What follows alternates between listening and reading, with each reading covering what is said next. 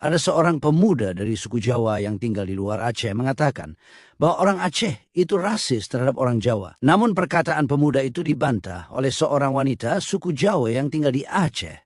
Nampaknya pemuda itu belum pernah datang ke Aceh. Jadi dia tidak tahu bahwa orang Jawa yang tinggal di Aceh aman-aman saja. Mari kita simak perkataan mereka pada video ini. Orang Aceh itu sebenarnya rasis banget sama orang Jawa.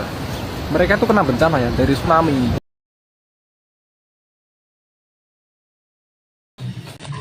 Yang sekarang sedang rasis itu kamu loh. Kamu tinggal di mana?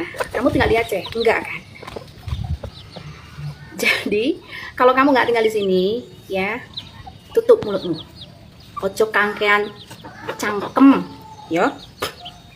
Di Aceh itu suku kedua terbesar setelah pemilik tanah ini ya suku Jawa. Dan orang Jawa yang tinggal di sini tuh aman-aman aja, nyaman-nyaman aja, nggak pernah dirasisin. Aku nggak pernah dirasisin sama orang-orang yang ada di sini.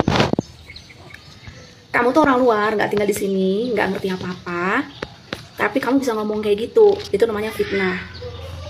Aku nggak ngerti agama kamu apa. Kalau memang kamu Muslim dan kamu sekarang memfitnah saudaramu yang semuslim, kamu tanggung akibatnya.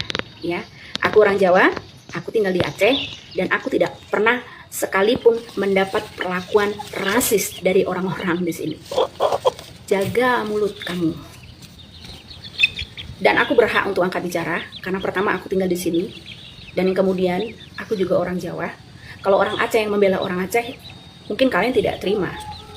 Ya, aku hanya mengungkapkan kebenaran, mengungkapkan fakta.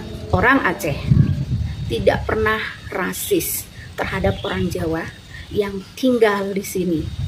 Kalau seandainya mungkin ya di tempatmu ada orang Aceh yang rasis ke kamu, pasti kamu yang cari gara-gara.